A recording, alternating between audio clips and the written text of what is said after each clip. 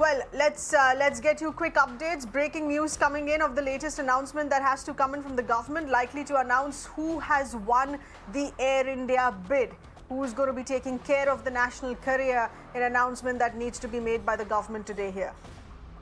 July 2017, as you're aware, in the first round, when we had issued the preliminary information memorandum in March 2018, we did not elicit any interest. Then the second round was started with the issue of new PIM on 27 January 2020. We received 7 expressions of interest by December 14, 2020. 5 bidders were disqualified as they did not meet the requirements of PIM, which included the eligibility criteria. Our net worth criteria was 3,500 crore. In second stage, financial bids received on 15th September 2021 from both qualified bidders in sealed cover. This is after the long process of due diligence, which normally follows, including looking into all the contracts and other things, site visits, looking at inspections in the virtual data room, and also the draft share purchase agreement which is shared, and then comments and queries are received thereon. Next. Now we have multi-layered decision making for all significant issues here. It's important to see what the process is. There is an interministerial group chaired by Secretary Deepam and Secretary Civil Aviation, which has got representation from various other ministries. There's a core group of secretaries chaired by Cabinet Secretary. And then finally, there is an Air India specific alternate mechanism chaired by Home Minister, which is comprising Finance Minister, Minister Civil Aviation, and Minister Commerce and Industry. We have a system of appointing professional advisors to support the process, which includes transaction advisor, legal advisor, and asset valuer. The process has been carried out in a transparent manner with due regard to confidentiality of bidders. And this was a competitive process with competition maintained throughout the transaction process, and including the fact that we do not reveal actually the number of bidders in the offering so as to avoid collusive bidding. Important milestones in the transaction process, I would come to that. As you know, EOIs were expected by March 17, 2020. With outbreak of COVID, time extensions were allowed till December 14, 2020. Now, another important thing was in place of the original bidding construct, which was an equity basis with a predetermined debt level in the company, the construct was revised to enterprise value. And as before, there was also a provision for certain identified current and non-current liabilities will be matched with current and non-current assets with access to be taken out to AIAHL. AIAHL is another GOI SPV, Air India Asset Holding Company, where we are transferring some of the assets and liabilities. Non-core land and assets are not to be offered to the acquirer. So this will actually be taken over to the new company to the Government of India, AIAHL. Interest of employees and retired employees have been taken care of. With the EV mode of bidding, which is the enterprise value mode of bidding, bidders got an opportunity to resize the balance sheet under a transparent value discovery process. Now, bidders would now bid on the total consideration for equity and debt as per that construct. We had a minimum cash consideration of 15% of quoted EV, and a maximum retained debt could be 85% of quoted EV.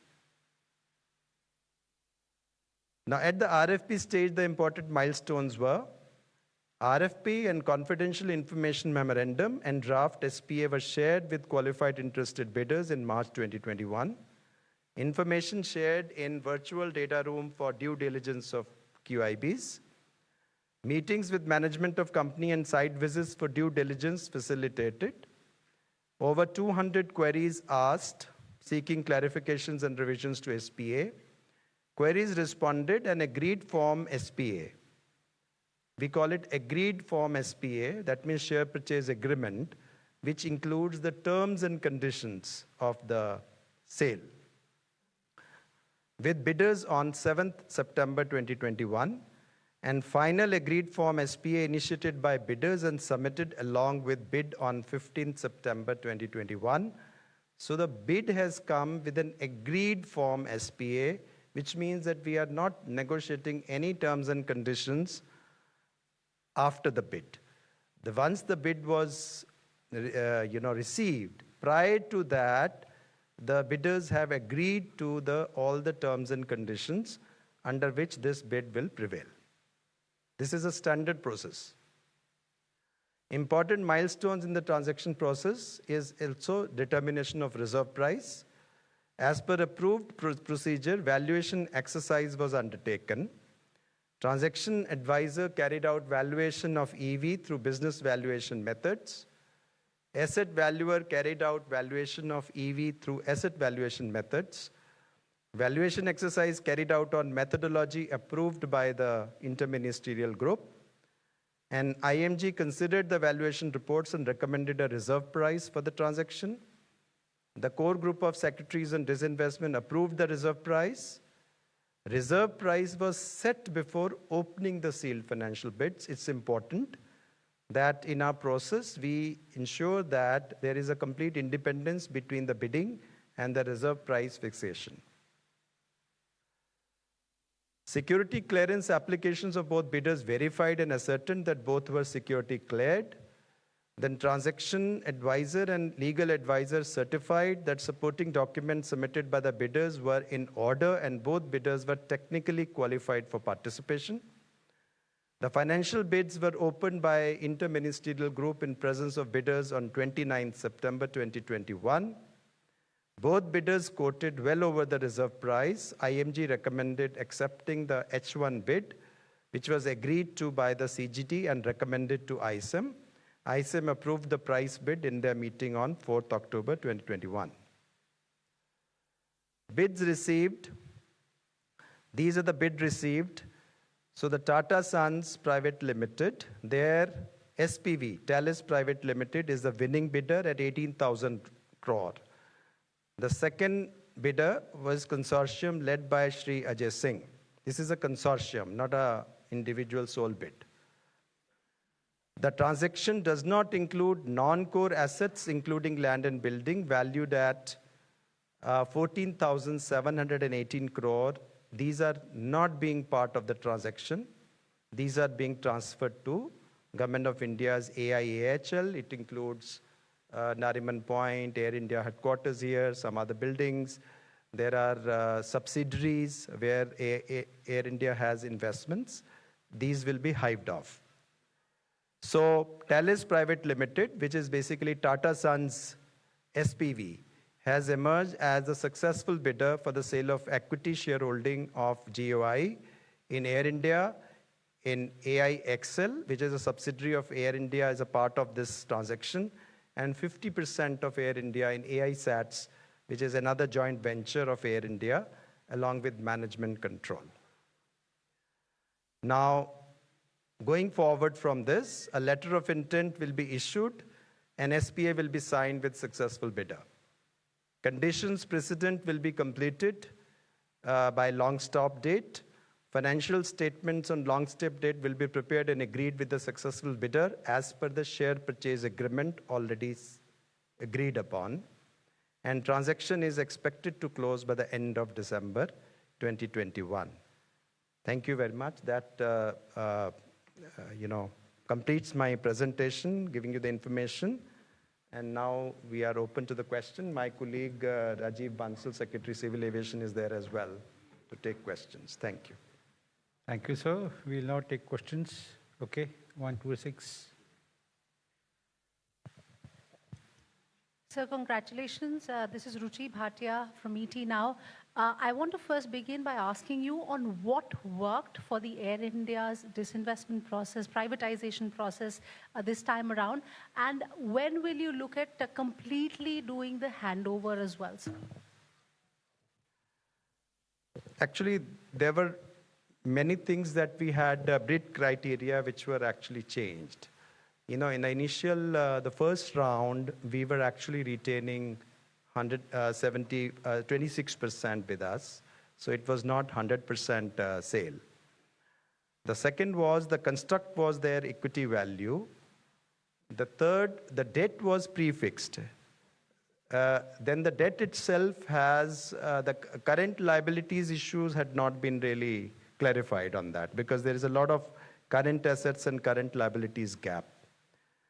And then there were other conditions which were also, relating to merger and other things which were not really clear. So I think these points have been then subsequently taken care of while we did the construct. And I think the enterprise value construct was important in this case because the Air India had very excessive debt, which we are all aware that this debt is not really a debt for which the underlying assets are there. This debt has come about because of continuous losses which the Air India has borne. I mean, the losses are in excess of 70,000 crore. And they have actually been funded through this debt, which has been government guaranteed. So because of this excess debt, there was no scope for, I think, it had to be hived off. But how much of the amount to be hived off was to be determined through the market in this EB process rather than we taking any a priori view of the debt. Okay, 106. Ruchi, will come back to you later.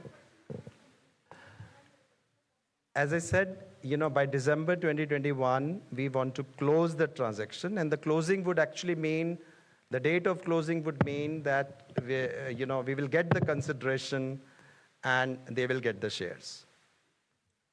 Yeah, please go ahead. I have two questions here. First question is 29,464 crore rupees.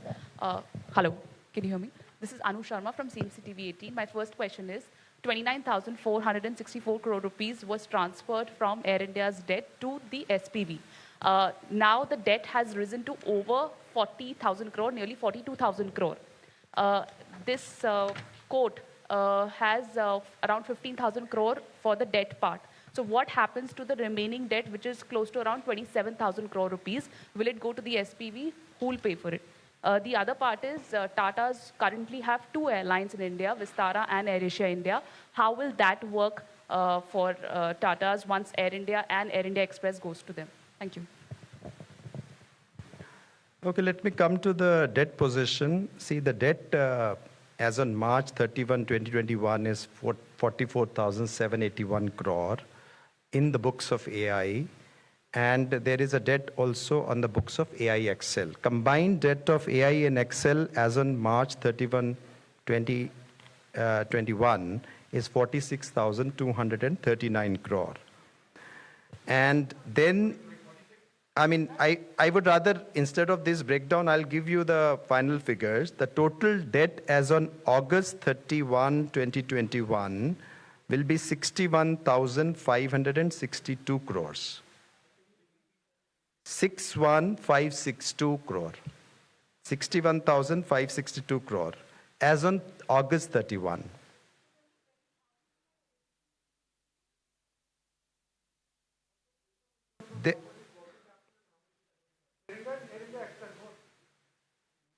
No, we will come to that. Let me give in a simpler way. 61,560 crore. Out of that, the debt which will be taken over by the successful bidder will be 15,300 crore. As you said, that 18,000 crore is the bid, of which 15% consideration will be cash and 85% will be debt. So 15,300 crore will be taken off. So debt position after debt taken over by the successful bidder will remain 46,262 crores. That is the debt which is remaining. 46,262 crore. This is going to be going to the AI AHL. 46,262 crore.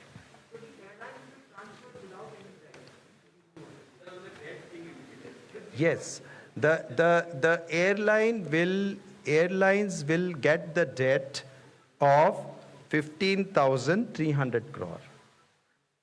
Because that is the construct. You quote the debt you are going to take, and the rest will be hived off. Now, I would like to highlight here an important point. What is it that the government has put in Air India since 2009 and 10? The government has put in 54,584 crore as cash support. Since 2009-10, I'm telling, not prior to that. And 55,692 crore as guarantee support. So, in total, government support since 2009-10 has been 1,10,276 crore. And largely, if you say, because if you have year after year after year after losses, so all these losses have actually been funded, some part from the equity, which was a minor part, largely through the government guaranteed debt. So therefore, actually, if you look at it, that there are no underlying assets as such, because this is all loss which has been funded through the debt which is guaranteed by the government. So the taxpayers have actually, put in 1,10,276 crore in Air India since 2009 and 10. 1,10,276 crore. Okay, 121, Shishir.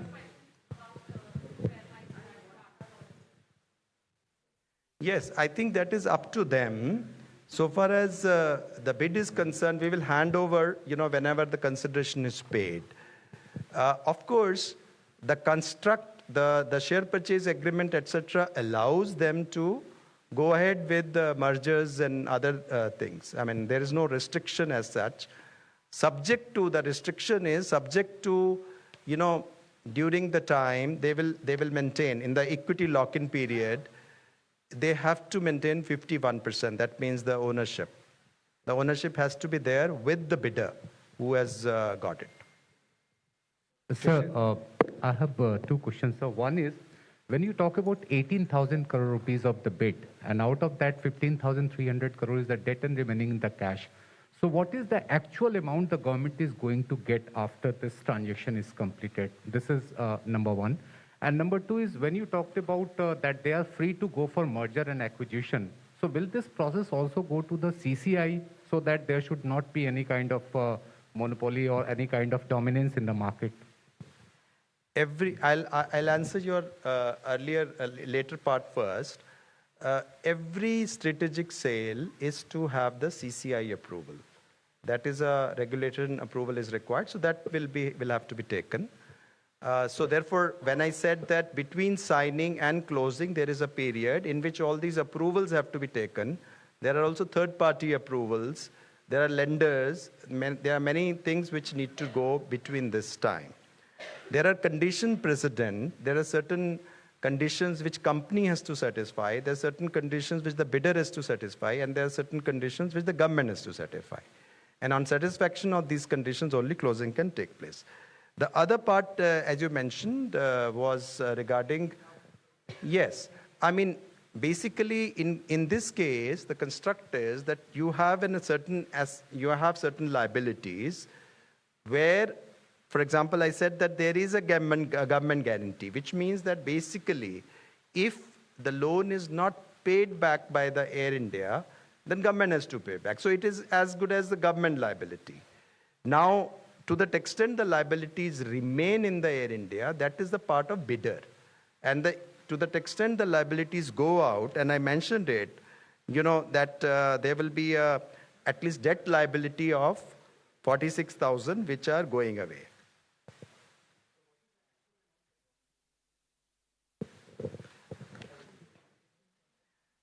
No, government gets 18,000, basically in this, because whether it is debt or a cash, I mean, there is an equity consideration of 15% and the debt consideration of this is a consideration. cash will be 2,700 crore, and the remaining, the debt will be taken over.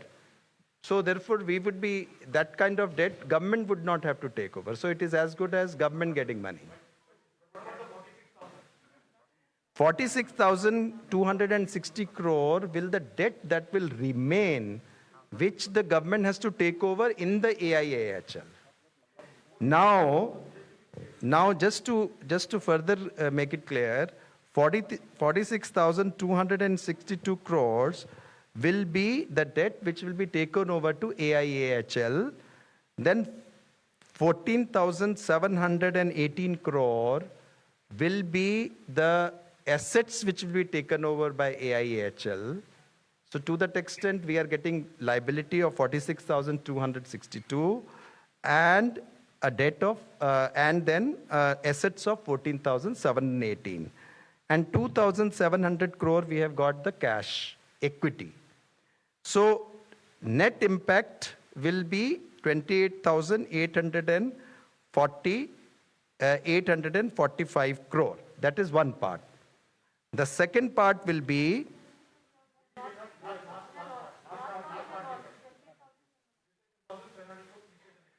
if I'll give you a arithmetical breakup, ultimately we will say the impact on GOI after the non-core assets and excess liabilities are all taken off, because there are assets are also going, there are excess liabilities are going, then there is some excess current liabilities also going.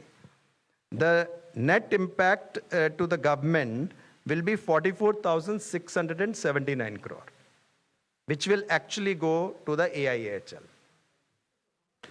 Number 10, please. Mike.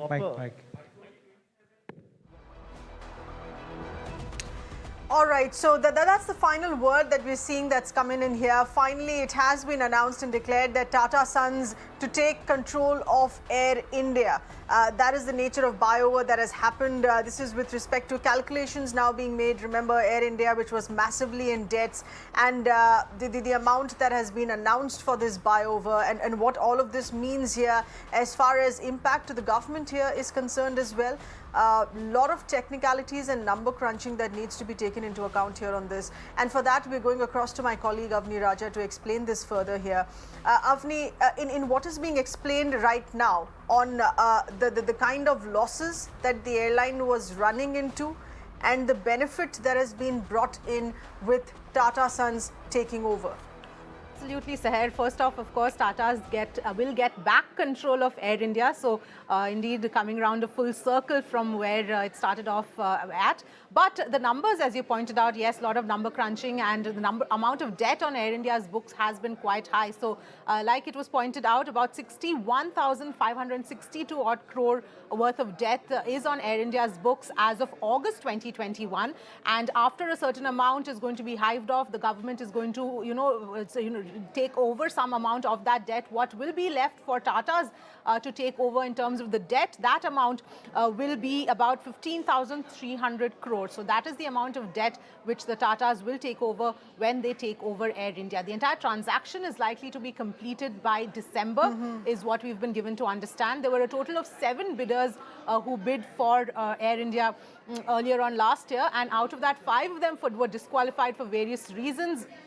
2 bidders then finally submitted the financial bids, and of which Tata Sons was the winning bidder at 18,000 crore. So 18,000 crore is the number and is the amount that Tata Sons is going to be buying Air India for. So obviously the rest of it and what this means and how it's going to play out, those nuances and details will obviously come in as we go forward. But for now, this is the gist of this entire takeover at this point, Seher.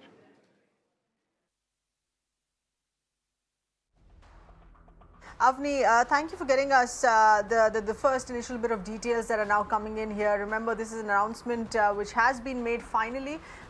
Explanation to that, which is still in process at that press conference. We'll get you the big takeaways from that in just a bit here. But what is of immediate consequence, or what has just been known here, we're going to be getting in more expert voices for their view here on this as well. Connected with aviation expert Mr. Kapil Kark. Appreciate you being with us this evening. Your first reaction to what has just been been announced, and how do you think this plays out now in the coming few months? Seher, first of all, it's a good news for the nation. It is what is jocularly called the Empire Strikes Back. The Tatas started this airline in 1932 or so, and then 53 it was nationalized by the government. They messed it up over the last 60, 70 years, and now it's rightfully gone back to the Tatas. So that's the good news. The second point is that Ratan Tata and the Tatas will now have to bear the mantle of J.R.D. Tata. Sir, you may not recollect, but J.R.D. Tata is the chairman of the airlines who is a normal passenger on board an aircraft and check everything from the manner and the demeanor of the stewardesses, their deportment, their dress, their conduct, from that minute detail all the way up to engineering, flight operations, and natural projection of the airline. I think if we do that, then Air India will deservedly become Maharaja once again, and so it will fly safely in the Indian skies under the Tatas. The fourth point I have is that you have given me only the tentative details, Seher. The devil, as they say, is in the details. When we look at what is the fine print, then we know whether it has been a sellout by the government, which is desperate to get some monies to reduce the deficit, the fiscal deficit, and for Nirmala Sitharaman to get a couple of thousand crores more in the national kitty so that there is more revenue and the budget is not too far away. So I think there are so many factors bearing upon this so-called commercial decision to disinvest. I think those will have to be examined when we have more details. At this point of time, all I can tell you and the viewers, Shahid, is that it's a good job done. And let us see, as you rightly said, very appropriately, let us see how it pans out in the weeks and months ahead.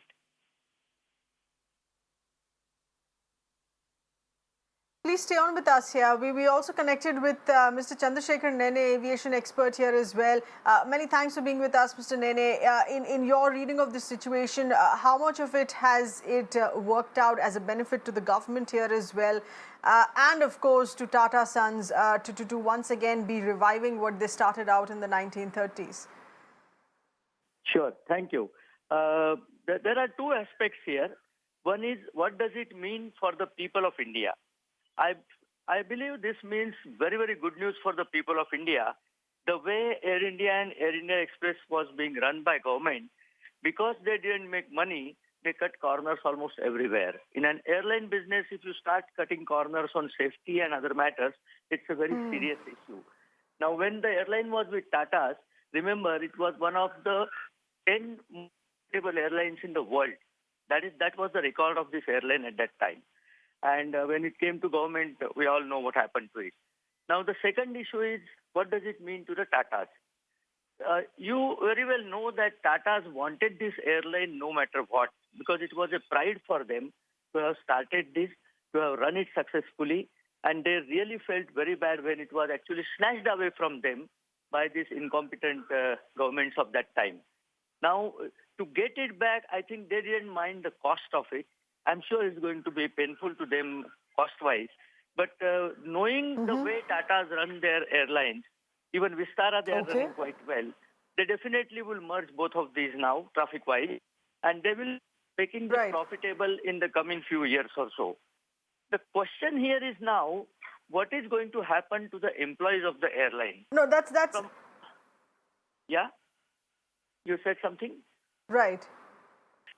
Yeah, the government has mentioned, of course, yes, the government here, of course, also mentions here that the interest of the employees has been chalked out and taken care of, but one also needs to read into the fine print of that here as well. But I want to take the point that you raised to Mr. Kapil Kak here, as far as Tata Sons' involvement in the aviation business and sector is concerned. This is also, does this concern you as a nature of monopoly now that Tata Sons would already having a majority stake in handling AirAsia, already having a majority stake in handling Vistara, and now having the most price catch, which was more important with respect to their legacy on a more sentimental note here, is to have Air India today as well.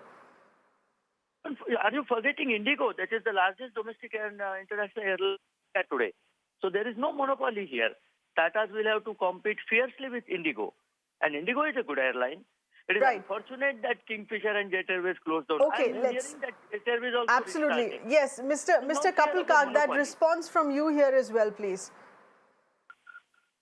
I think we are not looking at the growth rate of civil aviation over the next 10 to 15 years. It's unfortunate we had the pandemic and the profits and the margins of the airlines plummeted. But this is a recovery period. And as you know, with the schemes that have been enunciated as the government, an UDAN scheme, rural people now taking to the air so naturally, which was such a strange geography for them, and people who are already in there moving up the scale into a better airline, I think it is sustainable. There is enough space in the Indian skies for even more number of carriers. Margins are low, I realize that. I know the tight margins under which the airlines have to function. But as has been mentioned rightly, with a vigilant DGCA, the regulator, ensuring there are no compromises with the safety, with the Air Passengers Association who will demand certain quality, and media people like Seher and your colleagues who are vigilant to ensure that there are no compromises between the airline which provides the service and you and I who are the service receivers. I think this entirety is a circular problem, and I'm sure, like many other circular problems, these will get resolved. But the more immediate issue is the details of this disinvestment and a very granular analysis of what are the stakes and who gains and who loses, and has this been a fair disinvestment, or is it a very hurried selling of the family silver? That you and I can determine only after we have the fine print. All right. Absolutely. This is something, of course, that the government has been trying since 2017 in multiple attempts here, but we are now looking at least a finality to this here, in finally having a name to announce on who wins the bid. At least that has happened now since this ongoing process in 2017. Mr. Kak, Mr. Nene, appreciate you being with us here. I'm going across to my colleague Avni Raja, who's getting us more details of what is now known. Avni, this is with respect to now after the bid, the smooth process that has been ensured as far as the transfer is concerned. And of course, one of the concerns that our experts also raised just a short while back, that while this transfer happens, what happens of the employees? Yes, absolutely, sir. So, well, there are still a lot of questions, and they will be answered subsequently as and when the takeover process does happen. But what we know at this point about what the process is going to be from here on, so essentially first the 6 directors of Air India will resign. The Air India directors will then resign by November and December is what we understand. Then the talks between the bidder and the government will also happen. That will be post the formal announcement. So that's the formal announcement that happened here. So post this now, we will see those talks happening, and the management change, among other points, like you point out, what the employees, what will happen to them. All of those details will be worked out in these talks, and once all of that happens, that clarity would then come in, Seher.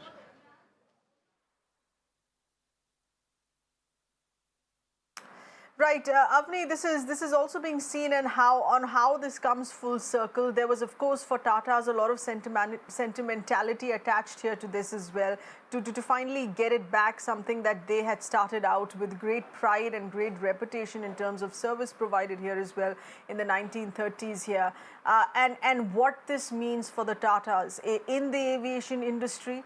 That they're already handling 2 other airlines, but more importantly right now, of getting Air India back.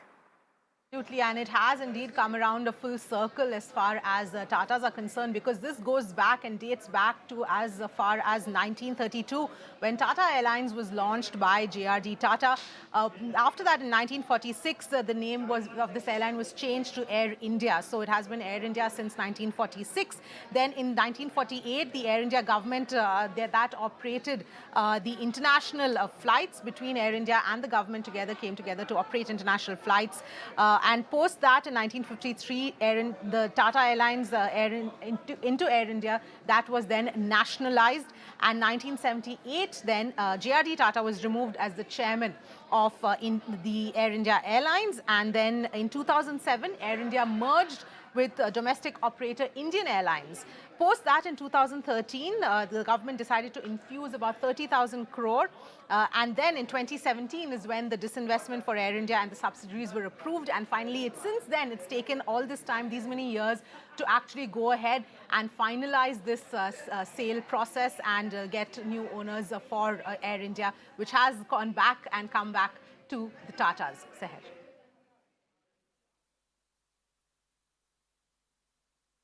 Avni, thank you for getting us all of those details known so far. Of course, it's a big announcement. Remember, this is something that the government has been struggling to do with since 2017, with no headways that were being made in bids that were raised earlier here as well. Today, finally, a confirmation in that announcement that has come in from the government of India that yes, it is Tata Sons which has won the bid, and now onwards, Tata Sons will be handling Air India. With that, we're slipping into a very tiny breather. Stay on with us. We're back in just a bit here.